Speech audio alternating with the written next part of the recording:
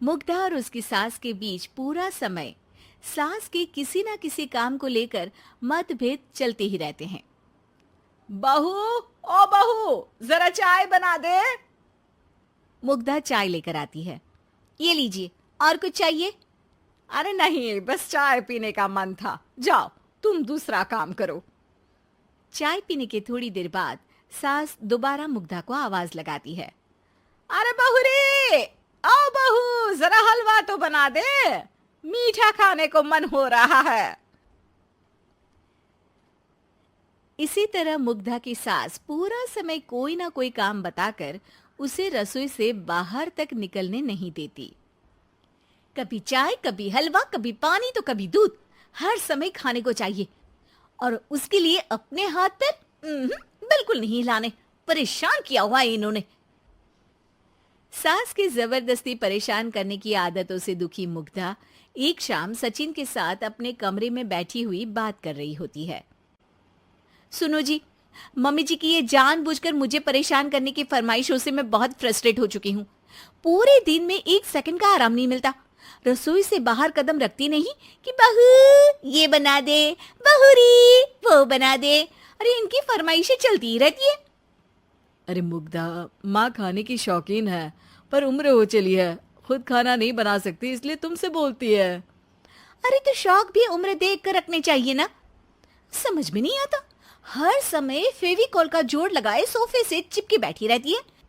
इतना सब डाइजेस्ट कैसे हो जाता है उन्हें? अरे तुम मेरी माँ से इतनी नफरत कैसे कर सकती हो? मैं उनसे नफरत नहीं करती जी, बस परेशान हूँ। जहां मुग्धा अपने पति से ये सब बोल रही होती है, वहीं उसकी सास भी कमरे के बाहर दरवाजे से कान लगाए सारी बातें सुन रही होती है और अगली दोपहर रसोई में मुग्धा के पास जाती है। बहू, आज ना मेरा कुछ मसालेदार खाने का मन है। तो चाय बना दूं? मुझे बहुत पसंद है। अरे ना, ऐसा कर लिट्टी चोखा बना ले। और हाँ, जितना मसाला बातों में मिलाकर पति को सुनाती हो ना, सब्जी में भी वैसे ही डाला करो, खाना स्वादिष्ट बनेगा। सास की बात सुनकर मुग्धा हैरान रह जाती है। मतलब अब पूरा समय मुझ पर हुक्म चलाने के साथ बंद कमरे में हुई पति पत्नी की बीच की बातें भी सुनती है? अरे बात जब मेरी थी तो सुनने में क्या दिक्कत है? ये कहकर सास वहां से चली जाती है। अरे अब तो हद पार हो गई। इस तरह से तो ये मेरा जीना मुश्किल कर देंगी।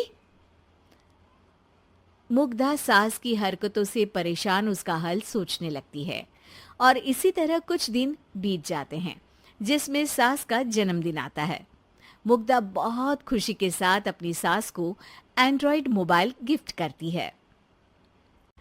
मम्मी, आपको सबसे बात करने के लिए बहुत दिक्कत होती है ना? कभी सचिन तो कभी मुझे बोलना पड़ता है, पर इस मोबाइल से आपको कोई दिक्कत नहीं होगी। एक जगह बैठे बैठे बहुत कुछ कर सकती हैं अब आप। मोबाइल देख सासू माँ खुश हो जाती है, पर उसे इस्तेमाल करना तो आता नहीं, इसलिए साइड में रख देती है। जिसे देख मुग्धा घर का सारा काम छोड़ मोबाइल सेट कर सास को इस्तेमाल करना सिखाने लगती है, जिसके बाद अब सास पूरा समय मोबाइल में ही लगी रहती है। हाय, जब से मम्मी को मोबाइल मिला है मेरी लाइफ में कितनी शांति आई है। अच्छा है, इसी तरह बिजी रहे तो मैं भी सुकून की जिंदगी जी पाऊंगी। अब मुग्धा जब मन करे काम करना, जैसा चाहे वैसा खाना बनाकर खाना, पूरा समय रिलैक्स और खुश रहने लगती है। क्या बात है, आजकल तुम बहुत चहक रही हो। अरे मम्मी जी से छुटकारा जो मिला है, अब ना फरमाइशें ना छुप छुप कर बातें सुनना। अच्छा, तो मोबाइल गिफ्ट करने की ये स्कीम थी। इसी तरह दिन बीतते हैं और अब मोबाइल पर लगी सास फरमाइशों की जगह सवालों के लिए बहू को आवाजें लगाना शुरू कर देती है। अरे बहू सुन तो, देख जरा किसी का फोन क्यों नहीं मिल रहा? रिचार्ज खत्म हो गया है, पर अभी 4 दिन पहले ही तो मैंने किया था। इतनी जल्दी कैसे खत्म हो गया? अरे मैंने कल तेरी कनाडा वाली मौसी सास से 3 घंटे बात की थी ना। क्या? इतना महंगा तो मोबाइल भी नहीं आया जितना महंगा इसका रिचार्ज पड़ रहा है। इसके बाद तो जैसे मुग्धा के दिन के 24 घंटे में से 20 घंटे सास के पास उनके मोबाइल रिलेटेड प्रॉब्लम सॉल्व करने की ड्यूटी ही बन जाती है। अरे मुग्धा, ये मोबाइल में अचानक तेरी मौसी सास की शक्ल क्यों दिखने लगी? और ये तो हिल भी रही है। मम्मी, ये गूगल डुओ का वीडियो कॉल है। इसमें आप बात करने के साथ एक दूसरे की शक्ल भी देख सकती हो। अच्छा, ये तूने मुझे पहले क्यों नहीं बताया? अब बताने के लिए पहले नहीं बताया। इसी बीच सचिन भी वहां आ जाता है और सास अपनी वीडियो कॉल में बिजी हो जाती है। क्यों, सास बहू में क्या गपशप चल रही है? इसे गपशप नहीं, दिमाग का दही होना बोलते हैं। पर तुम तो मम्मी को मोबाइल देकर बहुत खुश थी, फिर क्या हुआ? हाँ, उसका सुकून भी कुछ ही दिन मिला। अब घर के टंटे खत्म हुए तो मोबाइल की टिंग टिंग शुरू हो गई। देखो भाई, कुछ पाने के लिए कुछ खोना तो पड़ता है।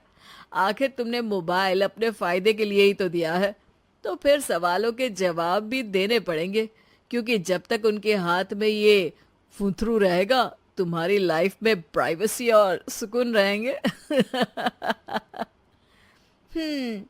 कहने का मतलब है अगर इससे प्यार बढ़े तो दाग अच्छे हैं।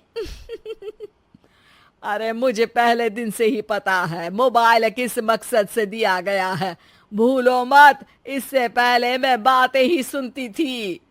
सास की ये बात सुनकर मुग्धा शॉक में और सचिन हंसता रह जाता है।